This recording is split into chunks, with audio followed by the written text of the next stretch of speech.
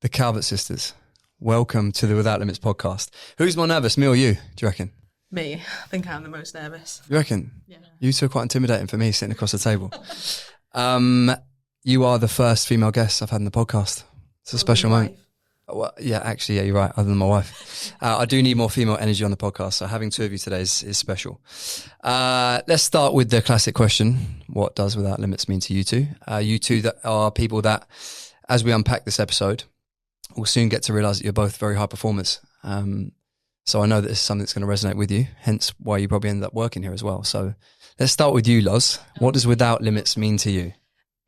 Without Limits, we actually spoke about this last night. Without Of course limits, you did. That's preparation, isn't it? Prep is key. My mum taught as well.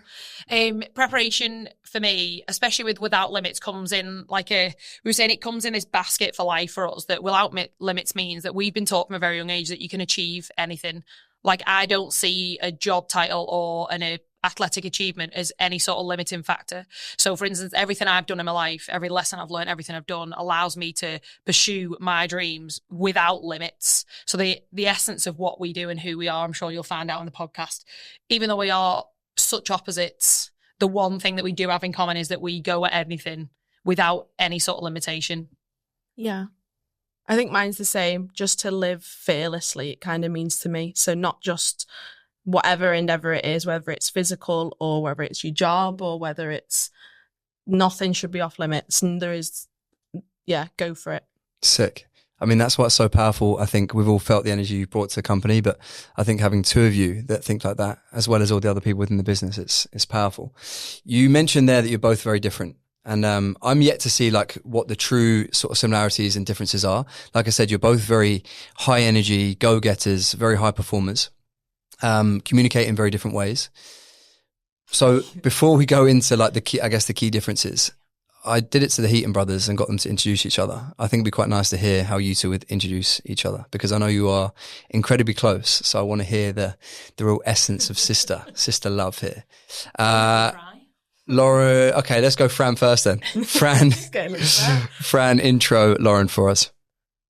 Lauren is the managing director of Marchon supplements. She is a fearless extrovert who everyone is very scared of at first sight, and when you first meet her, she's very numbers driven, she's very factual, but she's the softest person I've ever met, and everyone, all of our family, all of our friends, I can make her cry with a click of a finger. She can actually. She's the softest, biggest, heartiest person I've ever met, and I think that's the biggest surprise that comes to people. I think people usually think that's me because I'm a bit more mellow than Lauren, but that's probably how I would introduce her. That's something I actually picked up on when I saw the wrap up of you at Nocco.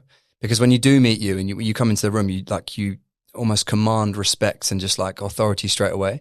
But seeing some of the comments and the way people spoke about you when you left Nocco, it was very clear that you had this nurturing kind of mentoring, motherly kind of influence on a lot of these people, which is something that doesn't kind of meet the eye when people first meet you.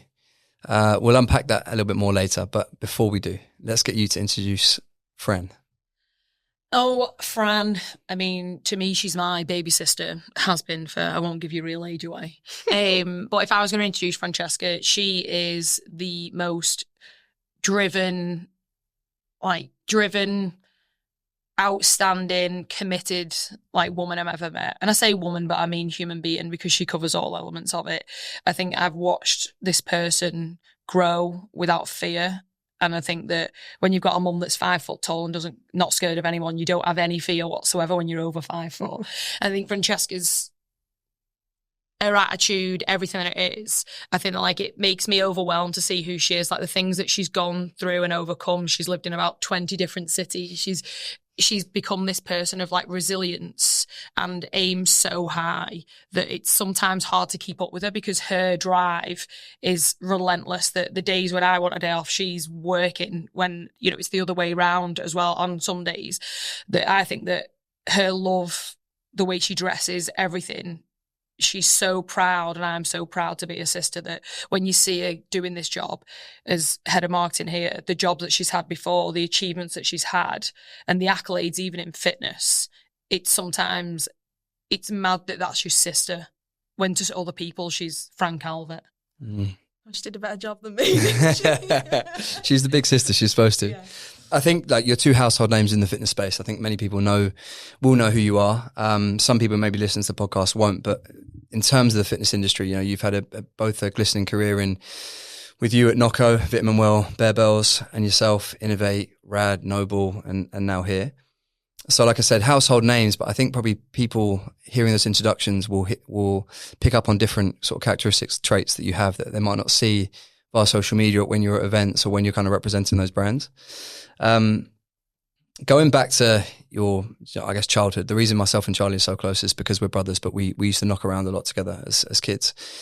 You guys reference your mum an incredible amount for how you've been brought up and the way she's sort of taught you discipline and how to act. And you've also both had a good sporting career as well. Lauren, I think you've represented England in 14 different sports. Yeah, I've got many England caps, more than Peter Crouch. And you obviously, Fran, we'll come on to talk a little bit more about sort of your influences with CrossFit and things. But so growing up, sport was a massive thing and your mum was a massive influence on it. But what was childhood like as sisters? Were you always really tight? Were you very much influenced by Lauren? You know, Charlie kind of unpacked a few things on the podcast that I did with him the other day. What was it like? It's actually really funny. So you'll probably see what I'm about to say. You'll probably be like, it's kind of passed over a bit into adulthood. So it was a running joke when I was younger. I didn't speak until I was close to 3 at all. And Lauren used to speak for me. So like I would whisper stuff to Lauren. I wouldn't speak to anyone, including my parents. And Lauren would say what I want to say, or she'd be like, Mum, Francesca's hungry, or like things like that. And we've always been like almost like telepathic. And I just always obviously we'll go on to it. Mum has just been so huge in our life, but I've always said, like, even to Mum and you, is like Lauren's been kind of like my mum that's been dead close to me the whole way. We were super, super close. Like from as soon as I was born, you were like my little mum. Yeah, I think that it was when, like, we come from divorced parents. Our parents divorced when, you know, we were very young. Like Francesca was 18 months, and I was like 3, nearly 4. So it was we became this little pack from being born. And I think that we spent so much time together. I think we never wanted to spend time with each other. Like, even though we know each other, 20 seconds later, we'd miss each other. Like, I have this memory of in our old house, like when we first lived, like Francesca would sit wedged at the top of the slide. We had a slide in our living room, and she would sit wedged at the top of the slide watching the TV. And I was so hyperactive. All I wanted to do was go down the slide. So I'd ram her down the slide, and then she wouldn't speak. She'd just look at me as if to say, get me back on the top of that slide now. And I'd have to do every bit of energy that I had to get her back up. And I think that's who we were as kids. We did sports together, ate together. You know, we went to the same schools. Like Francesca, we were laughing last night that if it was Francesca's friend's birthday party, I would be going to, and vice versa, the other way around. And there was never a moment we would fume when Mum made us have separate bedrooms because we wanted a bunk bed to stay in the same room. And I think it became this unity of us and our mum against the world. And we don't carry that attitude around as if we hate people. It's more that it was just us and we were the only people that were going to make this survive. And it's never really, well, hence we're working here together now. It's never really left us. And there's always been that dream as kids. Yeah, sick. So unpack your mum a little bit more. What sort of woman was she? Because you spoke about her so fondly. I can't wait to meet her. Petrifying. Yeah. She sits just under 5 foot. She is very, very alpha energy. She's very dominant. She's not scared of anyone. I think in 31 years I've seen her cry once, twice. She's such a hard worker. She's incredible. I think my mum lost her dad like in her late teens, early 20s, and the whole, like, obviously back in the day when men had all the money and, like, you know, it was their bank account, it was their house, everything was in their name. It meant that the nan had nothing, and, like, you know, they couldn't run the business, they couldn't do anything. Like, they lost him in a bit of a freak illness, and I think my mum then had to earn all this money and provide for the full family. She had this attitude, and still has it now, that will never happen again. So she raised 2 daughters where you would be self-sufficient, you could do these things, you had this attitude that you could change the world, you had this attitude that nothing could stop you, and that is who she is. And it's crazy because, you know, when people say they really want to meet her, you meet her and they go, I know why you are the way you are. We did a talk and I went with my mum and somebody put their hand up and said, you know, who changed, you know, who became a different person when they had kids or who trade stage, and no one put their hand up other than our mum, because she is so true to who she is. She became someone that had kids and made us this way. And I think she's been to every sports practice. Like, it was freezing cold on a Sunday when we played football and she would be there. She wouldn't be outside because she didn't want to get wet. She'd be in the car watching it and she'd point the car towards the field. She'd come to every golf, every rounders game we played, swimming lesson. You know, we had our, like, tea was there, breakfast in the morning, everything was... She was just, I just don't ever remember a moment of her not being there when we needed her and didn't need her. She was always watching. Very strict and very pushy, but I wouldn't take that away for anything because it's made us who we are. She pushed us to do everything. If we say we didn't want to go, that didn't matter either way. We were going. She doesn't take no for an answer. She works towards the dream with us. Like, yeah, you know, she's here, like, she's still so supportive of us now. Like, you know, wherever we travel now, she's with us. We go to events and she just turns up because in her eyes, it's not just us working towards the dream. She's the first person behind us, and she's always had this energy about us that made us better. And I think that's part of our energy now. Like, I always believe, and you do, that you leave people better than you found them. And that was from, like, Janice being this way of, like, you can't be anything other than amazing with people because how's that meant to work? So I think that's how she's always been. I think she'll always be that as well. How do we get Janice in the company? Is she available? You know what? Even now, as an adult in my career, if I ever got ill or like, I could just hear mum in my head being like, "You don't have a day off sick." Really? Yeah. Oh, she's one of those, isn't she? If I'm doing something on Excel sheet, let me check that over to make sure that's right. Because she's done, like, Janice, one of the people like me when I've done everything in Francesca, she's done everything. And I think she gave up a really good career, didn't she, when she first had us, because she didn't spend enough time with us. Like, she'd leave at 5 a.m. and get back at 7, 8 p.m. is why we're so close, and, you know, take the mick out my nan as well, because we spend so much time, like, with our grandparents, that my mum gave up a really good job for, like, a job that she could do 9 till 3. So she was there with the kids. And I think the jobs that she's had, it makes me laugh because I feel like sometimes I'm turning into the amount of jobs that she's had. She just will assess everything that you do. And she'll always criticise you, won't she? She tells you about yourself, never fail. And people think we're very honest and very direct. Absolutely nothing compared to our mum. I honestly can't wait to meet her. Oh, wait till I wonder what she'll say about you. She'll tell me the truth, that's for sure. What was her influence in your sporting careers? Because you're both incredibly sporty. I want to touch on your 14 different sports and more England caps and Peter Crouch. But did she sort of promote you getting into sport? Because usually it's the father figures within many families that influence kids playing sports. So how did you get into it, and what was the first sort of sporting achievements? I think I was so obviously shocked to everyone. I was very hyperactive as a child. I had a lot of energy. And I think that it was to get rid of my energy. It was everything. And because we then wouldn't be separate, we did like tiny tots, which is like kids gymnastics. Like, you know, we're laughing and we go, that woman at the swimming pool, that awful woman at that freezing cold swimming pool, like, you just get chucked in. And so, like, my mum was like that. I had so much energy to get rid of it. But then it was more the fact of, like, my dad gave it to him, like, we are Calverts, and, like, he's got very good sporting genes. You know, he was, you know, a boxer in the army. He was a gymnast. He'll claim that till the day he dies. And then I think he was a really good footballer. And I think them skills just transferred over. That, I don't know, I don't know what happened. Like, I just love sports. I love the competitive level. And obviously there's something that comes with winning when you start playing it and you're doing it well, and you're doing it with your sister, and then your sister's good at it. I think that we've horse riding, swimming, like I said, we've done gymnastics, and then we had to do dancing at one point. I think because she was so strict, I don't think there was, probably similar to you guys, like, we wouldn't have been allowed to sit at home on, like, a PlayStation, or, like, we wouldn't be allowed to sit home and, like, piss about. No. We'd have to be out doing something. And I think that's what was probably one of the key drivers, is to get her energy out of her system.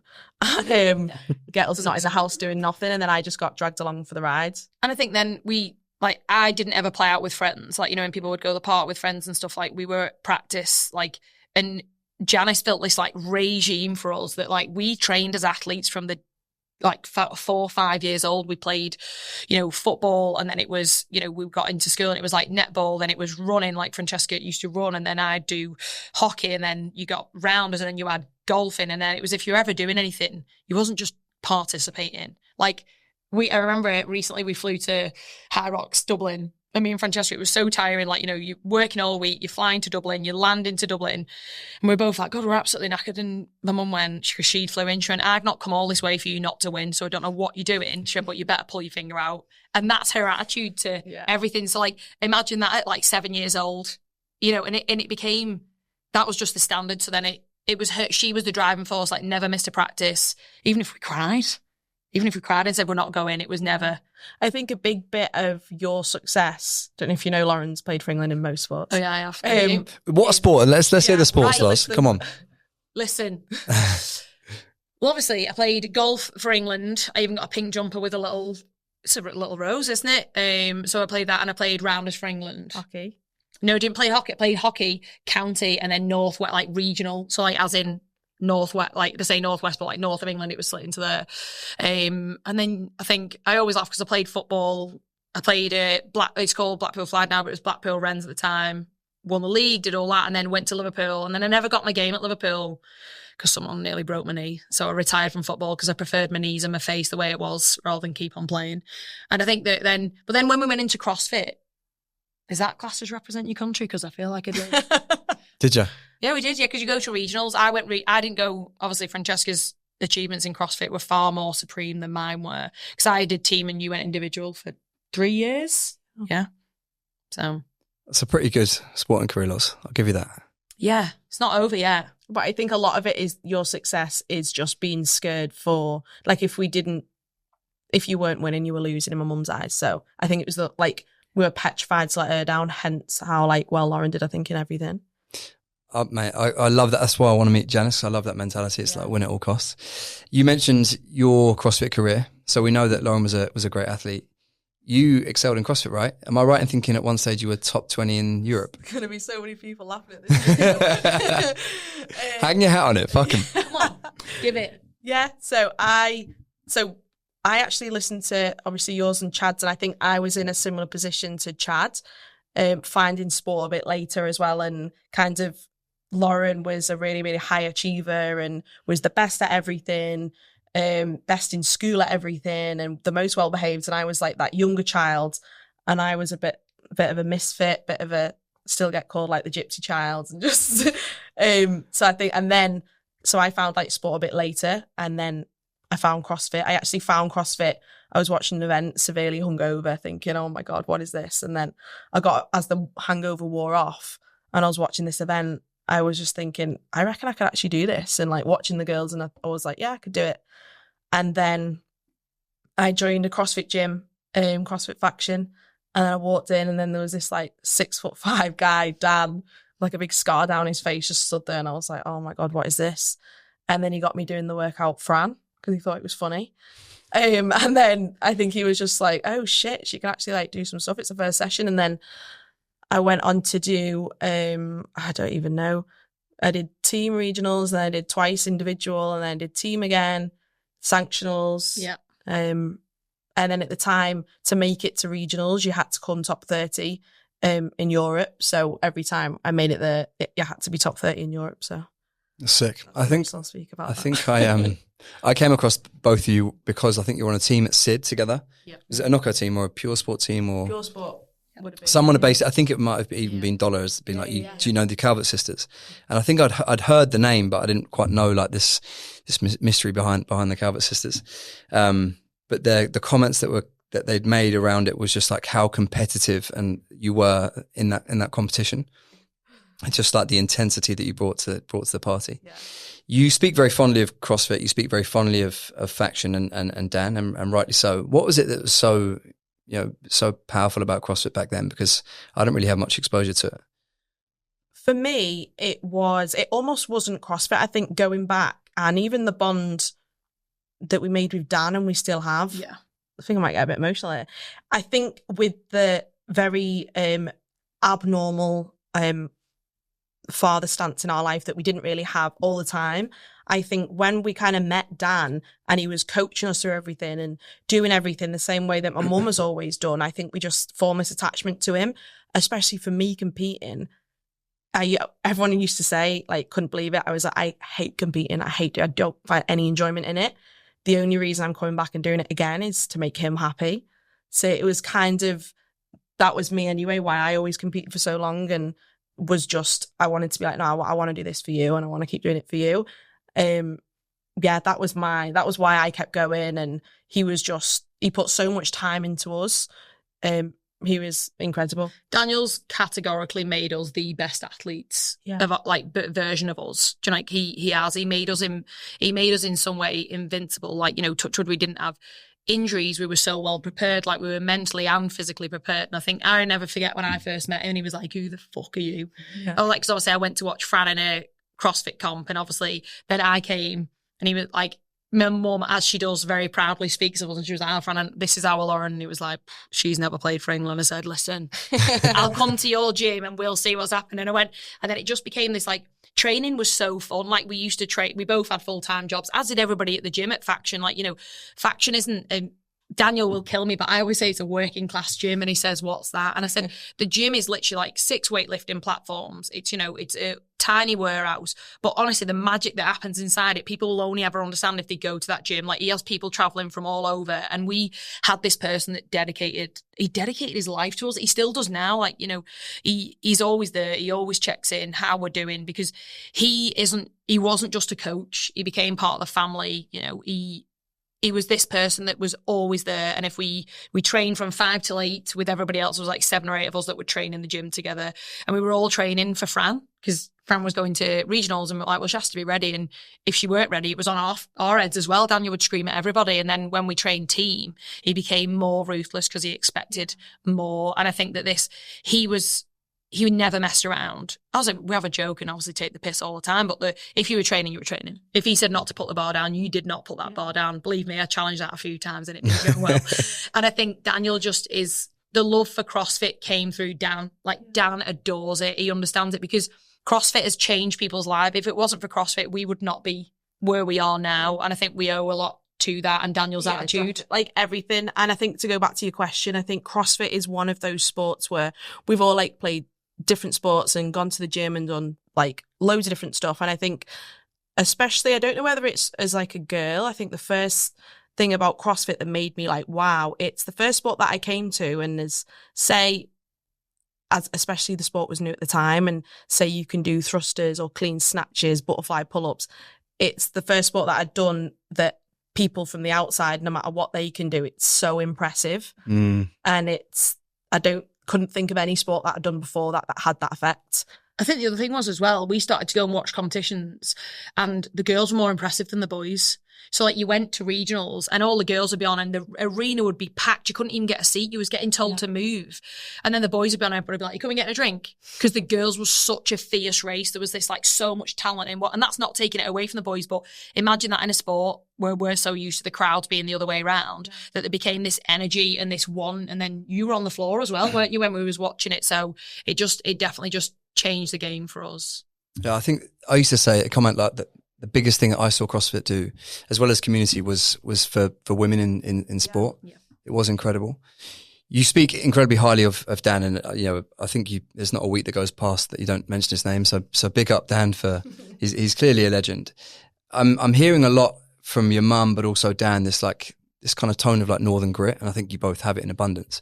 Where does that come from? Why are Northerners like so gritty? It's just an understanding. There's like there's, when you're Northern, you look after your own. And if you don't look after your own, will someone really tell you about yourself? And there's this thing that you just get shit done. Like, you always do. Like, there's not a question. It's like, if something's going wrong with your friends or your family, or you need something doing, there's not a conversation. It's just expected. And there's like this, it's like unsaid rules of being Northern. And we've joked about this in the office. Like, the unsaid, they do exist. You just get on with it. That's it. And I think there's this thing from like the north of like not having as much money. And, you know, there's all these things of like, you know, the lifestyle down south and stuff that, is there a struggle? Like, we're from St. Helens, like I don't think my accent can hide it. But I think that, you know, we're from like a really small town, you know, up north, you know, where, you know, you've got Wigan, St. Helens, Roger, you've got all these towns where they're just working class people that have absolutely busted the balls to get where they want to get. And you live in the dream, you know, you being out there, like, you know, even filming this podcast or competing at regionals, like, it's crazy that you're from the north, but I've just noticed there's so much talent, like raw talent, that if it takes the right opportunities, like, and then the thing is as well in the north, people are behind you if you go. Like if you set sail on that success ship, they're all behind you cheering. And I think that is such a unique thing that I wouldn't want to be Southern. Yeah, I love it so much. I feel like the Southerners need it. Like we need to be infected with more with that energy. Do you know what? And obviously, like all of my friends and like there's a lot of Southerners that have that Northern grit, and it's amazing. But when I moved to London, I hate to say I did notice a difference, and I thought it's true. There's a difference.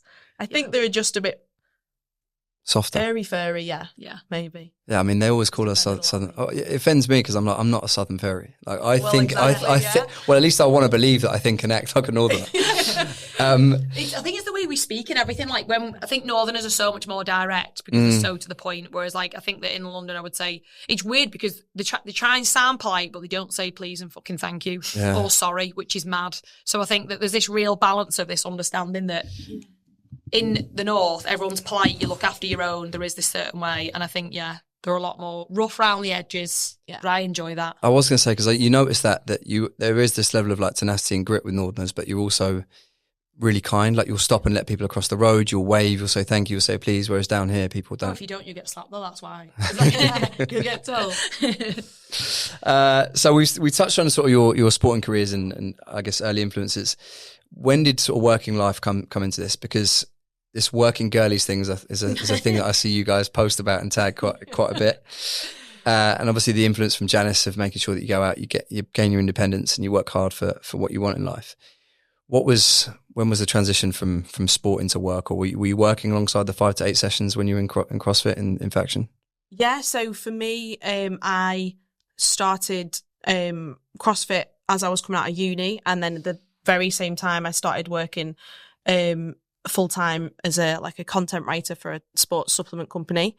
But when I got into my career, I was coming out of the end of competing, and I was at the time CrossFit you didn't get money in sponsorships like you do now. It's very, very different. So I was kind of thinking, okay, what's next? Like, how do I knew I wanted to be in the fitness industry. I knew it like the back of my hand. I'd been competing for like 10 years. Like I know this sport, I know this industry. And I was actually training at the time in a gym, and a brand come in doing a photo shoot, and it was Innovate at the time. And I'd never worked. All I'd done is like a bit of content writing and things like that. And I was speaking to the managing director of the company, and he was just kind of on set. And I was just chatting, just wondering what they were doing, like who they were shooting. And he just started to ask about CrossFit and what I thought of the products. And I don't know, I just went for it. And I think I was like northern honesty and saying what was wrong with it, what was right with it, what I would do and he was like, oh, do you do this? Like what else? Like, oh no, I just train. I just know this sport inside out. And actually Michael, he literally just changed everything for me. He was like, oh, can I get your details? And then the next week he was like, can you just come in and speak to me and give me more of your opinion on what you think of the company?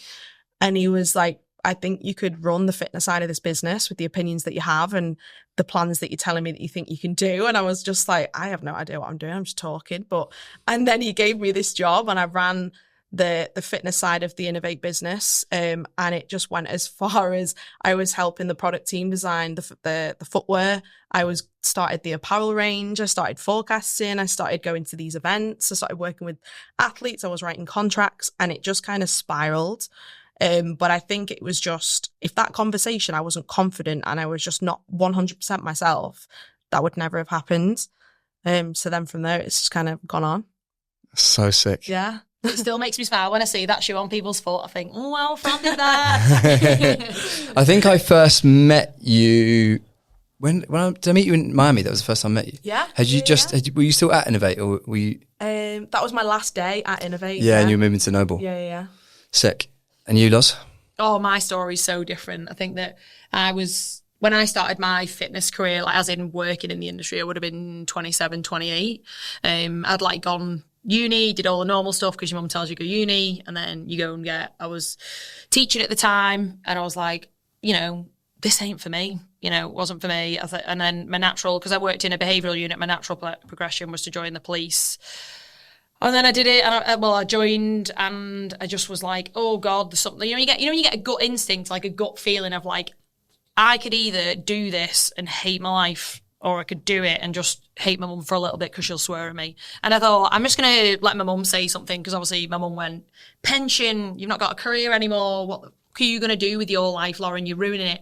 And obviously I'd gone from being like the best at everything that I'd ever done, like representing my country, to, I wasn't doing that much for myself. And I think then I remember being, at the time I was competing in CrossFit, and I did a competition where Nocco was. I remember a guy, Chris Allen. I remember I was in my friend's place in Manchester eating some food, and I must have had the t-shirt on, obviously, because I was proud of myself because I'd finished like 6th, and I had my t-shirt on, and I think I went, and some guy came up to me and went, oh, you're wearing my t-shirt, and I thought, what? Like, who would walk up? And he was Southern as well, so that made it even worse. So I was like, who's this person? What's he on about? And my friend was like, no, that's the guy from Nocco. You need to be sound to him. And I thought, what? And then he was pointing at the logo, and obviously I had no clue. There was this massive fridge, and then anyway, he sent me some product, and he was like, do you love it? I'd love you to do some more with it. So I was just sort of like sampling it at different places, and then obviously I'd quit 2 jobs, and I was so skinned. Like, I had no money, and my mum was like, you need to sort your shit out. She was like, because I can't have you being under my roof, which she is very like driven. And I was like, right, okay, well, I've got no money, so I'm going to have to find some from somewhere. So I actually went to Daniel and Craig, one of our friends. I was like, lads, I'm going to sell Nocco. Can I borrow some money? And I didn't just borrow a bit. I borrowed a couple of grand, and they were like, yeah, don't worry. And I actually thought I was going to have to really convince them, but they were like, if you're going to do it, it'll be sound. And I thought, right, well, I need that kind of belief in my life because I've always had it anyway. And I remember buying a pallet of Nocco, and I put it in my Suzuki Swift, my little Suzuki Swift, 2 doors, only got 2 doors as well, so you can imagine the boot leverage on that. And I went around all the gyms, and even the gyms to this day are still some of my customers that have, dealt with good friends. Like, this was like 2017, 2018, sold it out the boot of my car. And then I remember the managing director, Matt, ringing me up and being like, hello? And I was like, who is this man? Why is he ringing me? And he was like, you're at the top of my sales figures, and who are you and what are you doing with my product? And I was like, oh no. Because I'd got it authorised from Chris, but I immediately thought I was in trouble because I was like, doing this, even though I was paying for it, I didn't rob Nocco or anything. And he went and met me, and I can imagine, honestly, the conversation, I remember meeting him and just being like Francesca, I was so honest and open and just being like, I know more about your brand than you do, so don't try and tell me because I've been selling it for 3 months out the boot of my Suzuki Swift.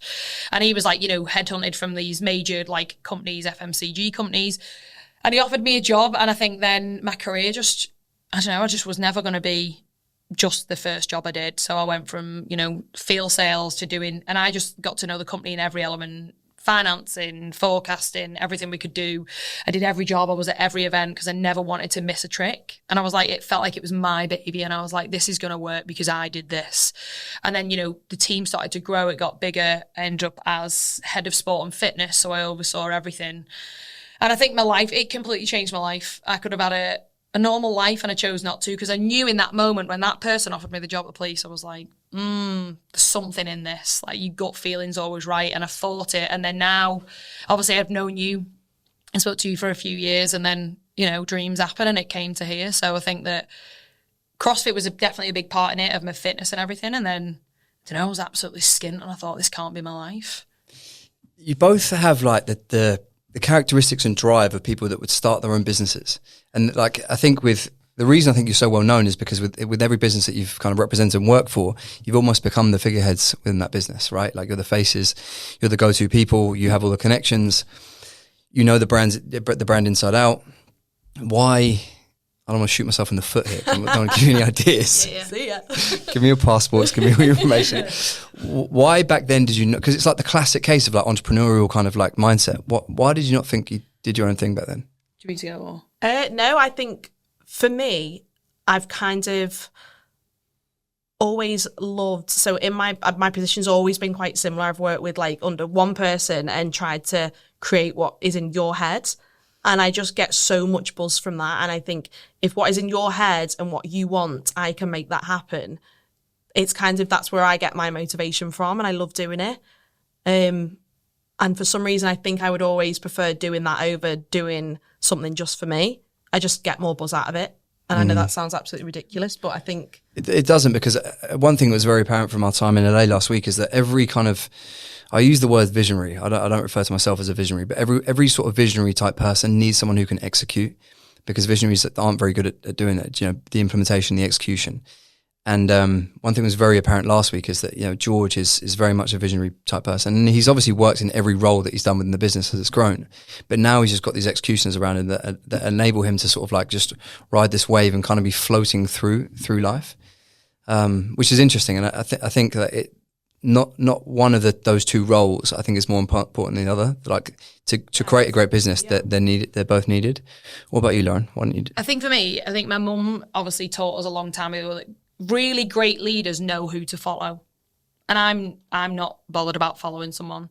I love watching someone and working with them and working for them. You know, when people are like, I want to work for myself, and they've got this like, you know, ag about it. Like, we've always been taught that like, just because you work for someone doesn't mean you're any less important. Like, you know, you're someone. And I think that like, I love to lead. I like to lead people and guide people and change people's lives, because this is why we're put on the earth. You know what I mean? Like, everybody has a special energy. I know we have one, and it's something that we use to the best of our ability. But I think that I was with my old boss at Nocco because he was a great leader and he taught me a lot. And then I came to you because you were someone to follow that I could learn from. That I don't believe that me starting a business would change my life. Never say never, one of them things, but it's never been on our vision board. Like, I love working for people and what, like Francesca said, watching their dreams come alive, because like, that's magic, that when you've got something in your mind. I think that's probably an answer that no one would ever give. Like, even obviously people on this podcast, the most inspirational people and amazing because they built something themselves. And I think not enough credit goes to those people who actually, they don't want their own thing, and you can get just as much fulfillment and, you know, have every right to be sat here just being able to do something really, really fucking well and do your job properly. And I think that's something that needs to be spoken about more. And I love the job I'm in now. If I owned the business, I wouldn't be sat in the weeds and learning stuff that I do every day and like building relationships with people that I do every day. And I think that is something to strive for just as much as it is to own your own brand, because you get just as much reward from it and you learn more than anything. 100%. I mean, I've referenced it a few times, maybe not enough. Hopefully I have given credit, you know, at the stages in which it's been relevant to, but our business would be in, I mean, even the energy you girls have brought in since January, like you can see that the step change in motivation within the team, the cadence that we're operating at. You can see it in terms of revenue. You can see it in terms of what we're launching, the organization. Like at every stage of our business from 2016, it was the people that came into the business that enabled us that sort of like go faster and go harder and more confidence, and you bring in more complementary skill sets. So whilst there are some incredible founders and people that sit at the top of an organization in terms of structure, a lot of the good work and the gold is being done by the people that are, you know, actually in their day to day. One thing you two are both incredibly passionate about and very good at, and you can certainly see it with your influence at Hybrid, with what you've been doing with Cami, big up Coach Cami, and what you've done at every company that you've been with, and you know we're now doing more of here at Marchon is building community. It's probably from your influences within sports and, you know, in teams and also within CrossFit. But why is building community so important to you girls, and what do you think the key parts are for people that are listening that are looking to either be part of a community or build a community? There's a lot of business owners that will be listening to this, a lot of people in fitness, a lot of people that run gyms. Why is it so important, and what are the key things that you sort of look for? I think the key things, I think, is just being sound. If you're an arsehole, no one's going to want to join your community. And I think that I always laugh, but like, I think that when I always said before, like that, I like to leave people better than I found them. That produces a community, because people come back to you to get a feeling of euphoria every time they see you. They buzz, they smile, you say hello to him, you remember the name. And like but then there's like this reciprocated feeling that you know that you've made that person happy. And so essentially there's such a nice feeling around it. And I think the key things for me, the reasons why, should I go back to the reasons why I do it, is because like, that's how we survive. We cannot survive on our own. So like a community grows, it changes people's lives. Like, you know, in every community, there'll be someone that has a certain job that can help each other out. Like that's what, you know, originally CrossFit was. It was like, you know, you want one of everything in a gym, because then this community can survive on its own. That I think that growing a community is so special. But it's really simple, but people try and make it tricky, and they try and think about how to do it bigger than the other one, but it's not. You know, if you make people feel good, if you're selling a feeling, like, you know, if you make someone feel like shit, they ain't coming back to you. If you make someone feel good, they're going to come back. If you make them feel good on a second time, if you allow them to bring friends and be open and be who they want to be. Yeah. And then I think you've got this, like, it's a magic, because then they look forward to it. It becomes part of their habit, because I think part of community do struggle to break people's habit, but it has to be special enough to make it a new habit. Like, you know, like you said before, hybrid was a new habit for me, but my relationship with Cami is so special I couldn't not. Yeah. I knew she was someone to me. And then now there's like bloody hundreds of people that turn up on a weekend just to get that feeling of something. Like, you know, Francesca, you come down, and I think Francesca's done it more than me in building them communities outside of, like, you know, the brands. But for me, that's what it always was, that there's a little bit of magic in making someone's day. Yeah. And I think that's what community should do. Yeah. I think it's as simple as that. I think people sometimes try and make it too complicated, too cool sometimes. And at the end of the day, take sport and take career and take clubs away from it. We're human beings and we need people. Everyone feels better, whether it's you're looking for a relationship, partner, friends, family, like you need people. Everyone feels better around people. So I think just keep it simple, and like some of the best communities on this planet in this industry, it's because it's simple. You just ask people to come for a run and people just want to be around people, and it works. And I think going off what Lauren said is just make it somewhere where they feel like they can be themselves. If they don't think they're cool enough, or they don't think they're fit enough, that's okay. I think that's the one thing, like treating everybody the same. I know we have it, and like we've had it before, where people are like, I can't believe you were like that with him. I'm like, yeah, but if I get good energy from someone, I treat you like you're my friend. I don't treat you like I don't know you. And so people are so shocked by us sometimes because we are so direct. And I'm like, oh no, that's a welcome package. Don't be offended by it. And it's so funny because now when I do things, you know, when we go somewhere, or we'll go like to events, or we'll go to like, you know, the High Rocks, because I'll be so harsh to the new people, and they're so nervous, and then the next week they're laughing at the other person that's new that I said it to, because they're now part of it. And I think it's such a beautiful thing to see, like, and to watch things grow. Like you've done it like with Marchon, and you know the way that you watch things when you did the runs, you know, with Rep, and like this community there's such an energy around, like, I am part of this and it's magic, and it's just because everyone is sound. Yeah. You talk about inclusivity and people being able to show up and sort of be themselves. Yeah. One thing I know you're both very big on, and you've done Women's Days and things before. You two are like gold dust in the industry to find people that, you know, operate like you do, whether you're male or female, to operate how you operate with the experience that you have. But it's an added bonus that you are women in the space, because there's probably not as much opportunities for them. As a company that's we've tried, and we are continually trying to make it a more kind of inclusive company. And attract more females into what we're about, you know, just helping people live a more healthy, active and life around fitness. What do you think are the key things or barriers that are still up and that we can be doing more of, whether it's Marchon or as an industry as a whole, for women participation? Do you know, I think with some women, a lot of women have self-doubt because there's not many women that have done the job, so they don't have something to aim at. It's always a fella. And then I think the imagine this obstacle, do you know, like that there's I can't be that because there's a man there. And I think that for companies, it's more like, obviously recruiting women's always great, but like you said, like, you know, I do take that compliment very well, by the way, that you paid me and Francesca before. That I think that there's this, women need to grow a backbone. I always say this, like, women need they need a backbone to stand up and be like, no, this is what I am and this is who I am. But it's also an equal measure of like the way people view what a role is, that it's like anybody can do it. And I know it's bizarre because I'm in the company now and anyone could do any role. You know, it's like there is quite a few females here, but people might perceive it because you're the front figure of it. They don't know it's just men that do that. But it's actually not. There's like more women that I knew, you know, behind the scenes. And I think it's really difficult because we come from such a trunchbull of a woman that we don't perceive any of them boundaries or them things of. So when people ask me what more could we do, and I'm just like, well, why can't some of the women just be more punchy? And I don't mean that offensive. It's just more that like that punch, like I've took swings and punches and it's got me where I am today. Yeah. I think like slightly on my side, I would say, I think we actually, only because we spoke about it in the office as well yesterday, we're really lucky. I think there's something that men can do in the industry as well is, for instance, we've all had this thing, if, you know, a woman is really, you know, outspoken, she's somehow bossy, and then you don't really get that with men. But if you find the right people to be around, so for instance, this group in here, like you just treat us like one of the lads, like everyone's the same, and you just laugh the same way you'd laugh at anyone else. You're all working girlies. You're all working girlies, exactly. And I think that's from something as a woman, what I think more men can take a lesson from, is just treat everyone the same. And also, rather than all think that the women have to come into your world, go into theirs as well. Like, you know, we have Harrison coming in every morning and being like, working girlies, let's go. Like, he absolutely loves it. And it's so funny. Jen's joined our working girly run club the other day. Exactly. And I think it's part of that, isn't it? That like, that's why that is part of our work. You know, like when, you know, we always say lads.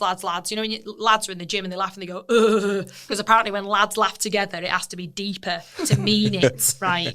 As in, and then we always joke about it. It's a constant piss take that we have. So like, you know, we was in a gym and we called them working girlies. So it became this thing of like, this just that banter joke, but now lads love it. Like, there's so much more embracing of it. Because at first I remember people like, what do you mean I'm a working girly? And I'm like, no, it's a term for everybody and anyone, just like lads. And I think it is catching on. And I think that the more people and the more women that are in different roles, the more people can see and look up to something. Yeah. And I think on that as well and I'm a huge advocate for like women's days. I've done them myself. I think it gives women a space where they really feel comfortable. But on the flip side, I'd also like to just run more events for both men and women and just also put in the narrative out there that this is for men and women, because we believe that let's get mixing, let's get women more comfortable in that environment, let's get men more uncomfortable in that environment as well.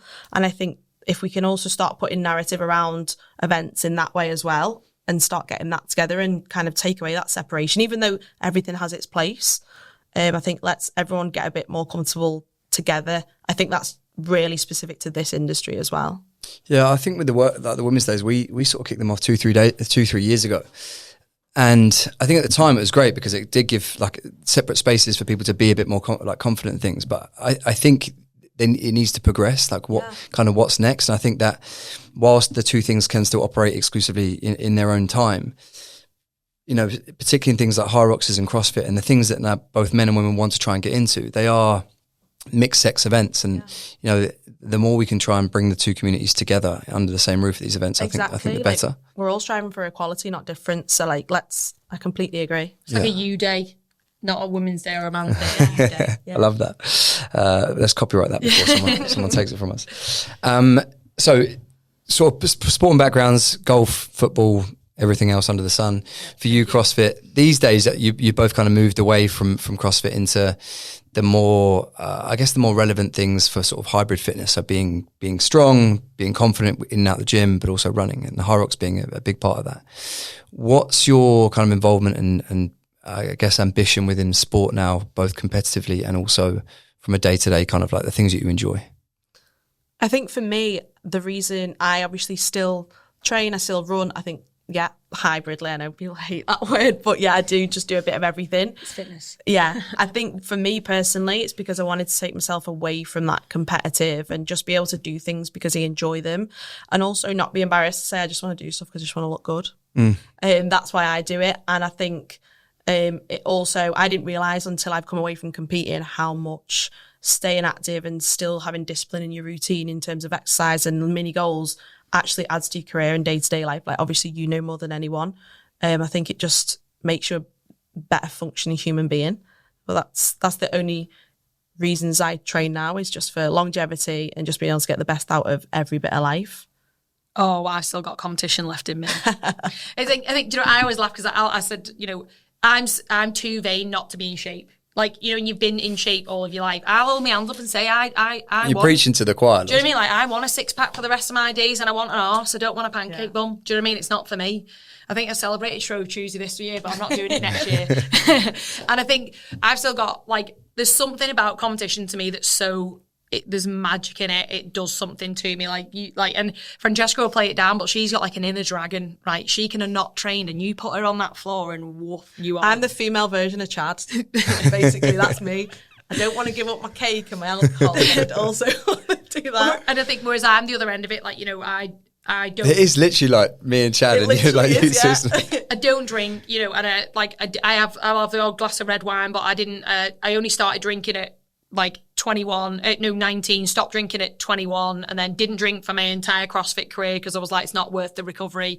And I think now, like, I will compete at Hyrox. Obviously we're doing Worlds, aren't we? Working girlies, doing Worlds together. It's going to be a sister race as well, isn't it? Yeah. Oof. What, you two versus the Davis sisters. Oh, there's going to be some boom. I'm not going to know what's hit them. No, so, and obviously with love and everything, Lucy and Megan. I think that we had it where, like, I now will compete at High Rock, not CrossFit again. Oh, God, too many bleeding hands for that. I'll go have a crack at individual next year.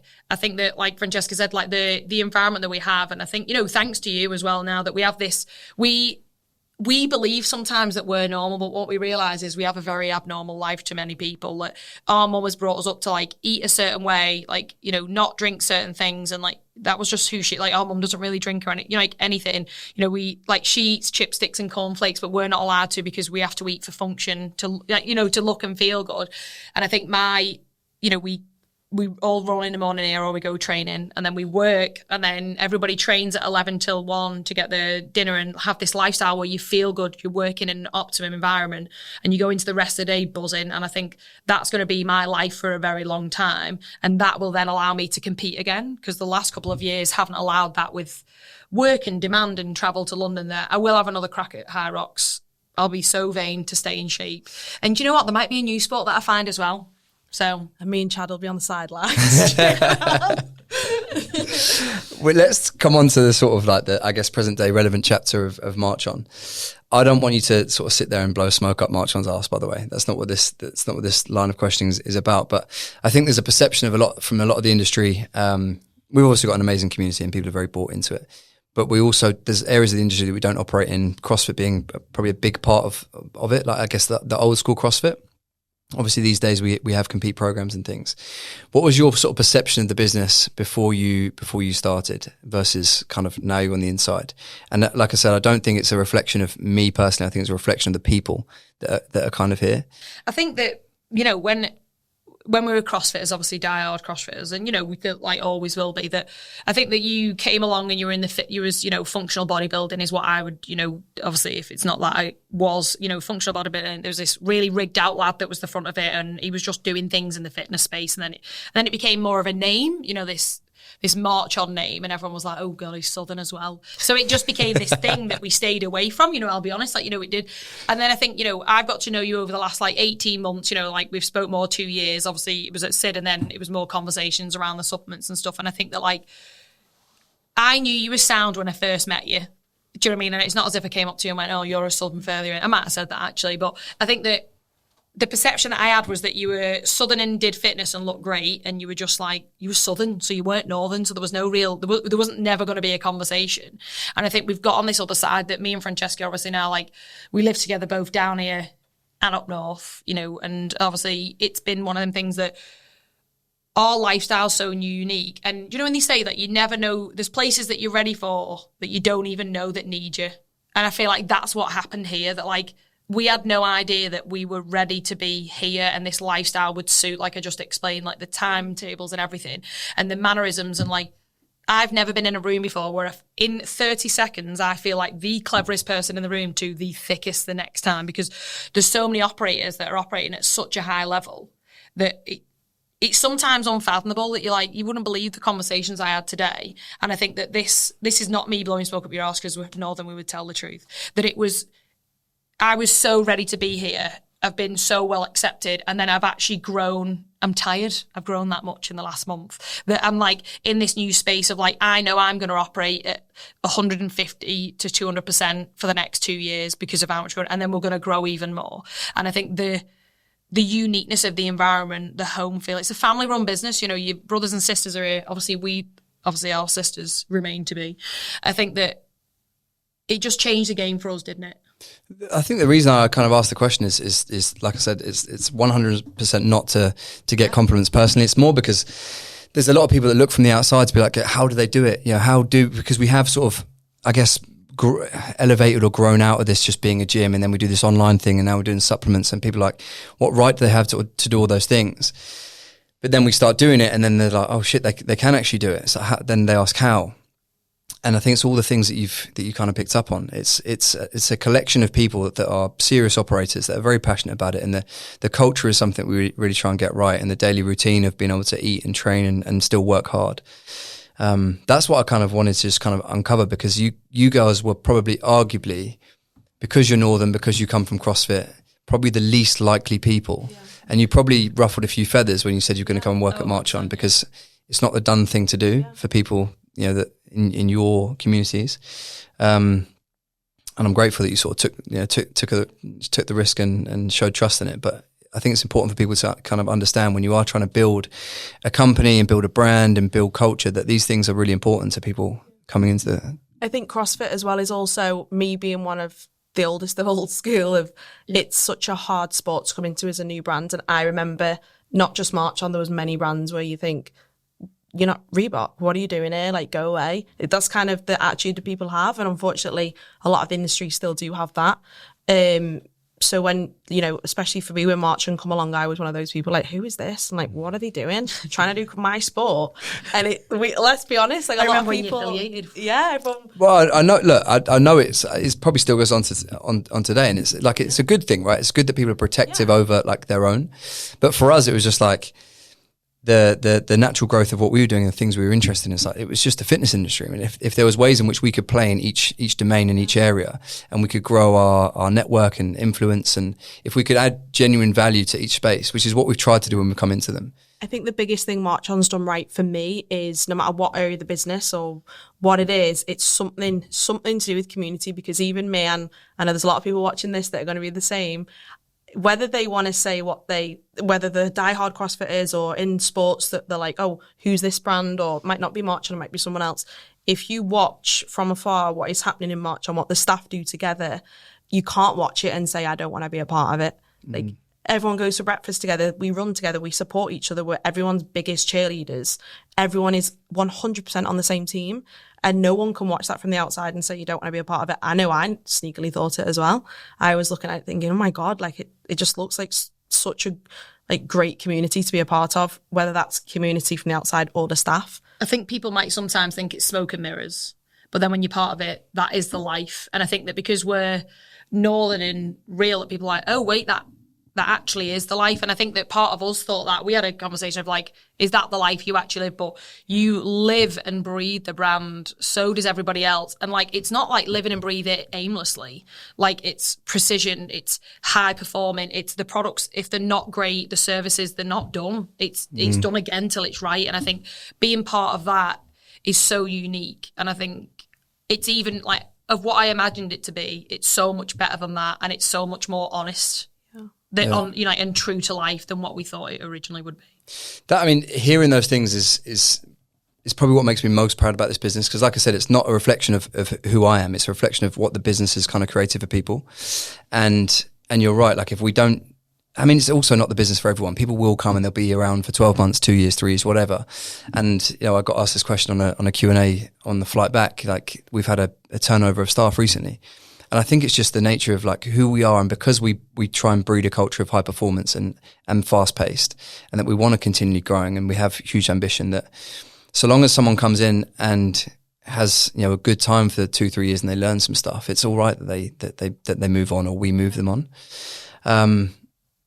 You know, when I was looking for roles within the supplement business and within marketing, your two names were top of the list. In fact, they were the only two names on the list. I think I said to you when it first fell on its arse, that I said, look, I think I said to you, we're still going to look to try and find someone in the head of marketing, but I actually just didn't have anyone else on that bit of paper, so I reshuffled the sort of team and put myself back into that position. So your roles in the company now are managing director of supplements and head of marketing, but I think your influence is pretty key across the entire business. What are your goals? And the supplements for me is the baby of the business. And I sort of brought you in because I was like, I need someone who's got far more expertise than me, who thinks like I do, who can, you know, own the room, who can manage relationships, and who can think bigger picture for what we can do with this and can really mix it up. So I know that I have my ambitions with it, but I actually think your ambitions have probably surpassed mine because you know what is possible. Where do you want to try and take it? And what are your goals and ambitions for the supplement side of the business? The products, obviously, because I've been around them now and I understand them, and the backing that's behind it with the people and knowledge that's into them, that like I want to be that premium listed, like best-selling supplement brand. I want it to be on the name. I want it to be on the like tip of people's tongues when they're talking about fitness. I want it to be on the tip of people's tongues when they're talking about the lifestyle, when they're looking after themselves. Because essentially we're making these products. They're made by experts. They're for athletes, but they're also for people. We've got this range that's for people that want to be better every single day.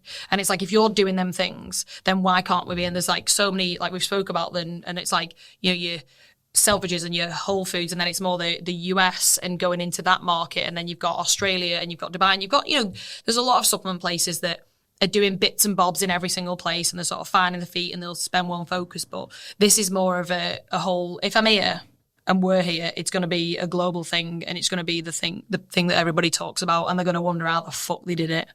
Fuck yeah. I think that I have utter confidence in it now as well, because I think the thing that's so attractive to maybe us going into those territories is the brand behind it and the people behind it.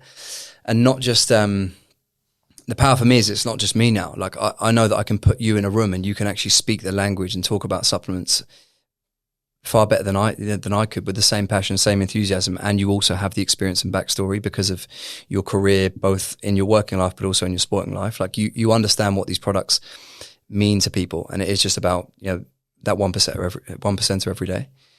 What about for you, Fran? You've come in and been a fucking breath of fresh air, by the way. You've brought fucking calmness to the chaos.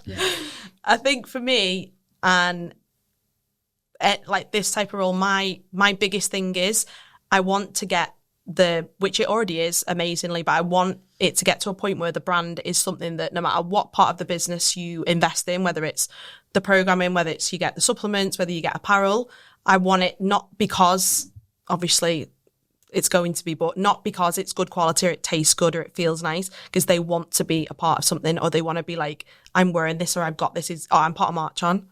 That's the goal for me, and I think that should be the goal for every brand, to be honest. Yeah, I wanted to actually touch on sort of brands as well, because like I said, there's a lot of people that listen that either have their own or want to build their own. There's a lot of people that follow me because of what we've done with Marchon. What are the key things? We spoke about the key things for community. What are the key things you think for a brand? I always say this, and we've always spoke, like, you're selling a feeling.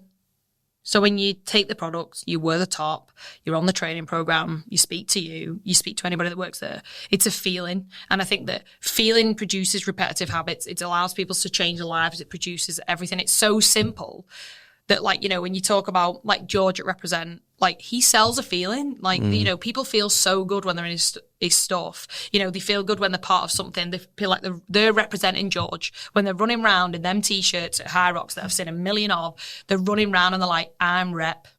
It might not be. It might be Doris from Manchester, but they're rep. And I think that part of this thing is it's so simple, and people try and make it so complicated that obviously I'm in sales, and that's my thing, that I know everything that I have, everything that I wear, everything that I eat and drink, it's because it makes me feel a certain way. It isn't because somebody told me to, because God forbid if we ever did what somebody told us to with Janice. You do what you want to do, what's right for you, and it makes you better. And I think that as a soul brand is exactly what it is. I think for me, there's obviously, you know, really high-end luxury brands, and I think there's a place for them. Absolutely love them myself. But I think if you want to be a brand that's going to scale, and it's going to go big, and it's going to be for everyone, it cannot be too out of reach. It has to be something, like, again, it is all around community. I'm not just saying it because it's my role, but it is all about people. Like you wear it or you have it because you want to be a part of something, and that something is a feeling or a person or people. It's never just a product. So you have to be in touch. So I can go, you know, someone could come for a run with you at a run club, or they, you know, like you talk about George, they can go and see him, or they can speak to him, or they can wear something because they've seen him wearing it in his run clubs with other people. So it always has to be, it's people basically, isn't it? That's what it is. A side note to that, actually, one thing I noticed about you two is when we went to, where did we do that run club? Liverpool, was it Liverpool? Yeah. And, I mean, people people that know you will know that this would have happened, but people that don't know you, there will be a number of listeners that wouldn't have heard who you are. And what I wanted to get across from this episode was, one, people to realize just how great you two are, and understand a little bit more about your mindset and also what you bring to the company. Because a lot of people, like I said, will be like, how do they do it? Well, you two are exactly, you know, how we do it. But on that day, we rocked up at Flannels, and I won't throw anyone that was there under the bus. but you stood outside and greeted everyone that came to the run club. Like, I didn't even think to do that. And I like to refer to myself as someone that's quite aware and would be like, okay, there's new people coming. They're going to be fucking intimidated. I should probably just stand and make sure they feel a little bit more at ease. But you took it upon yourself in the freezing cold to stand outside and make sure everyone felt welcome when they came in. And the run club, I think you made your way around everyone and spoke to everyone. And I tried to, because I filmed the whole thing, but I didn't get close to getting to everyone, and you did.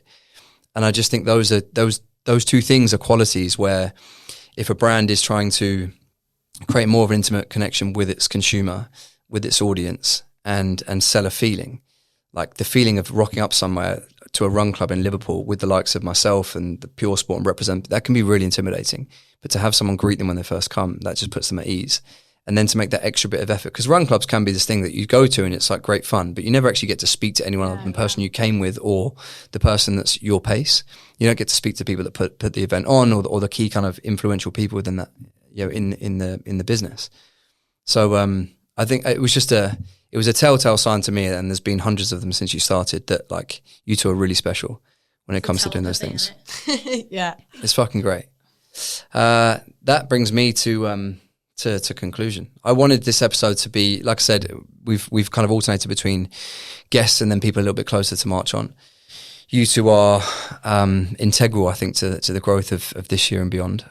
You've signed 100-year contracts before anyone listens to this and thinks they're going to come poaching.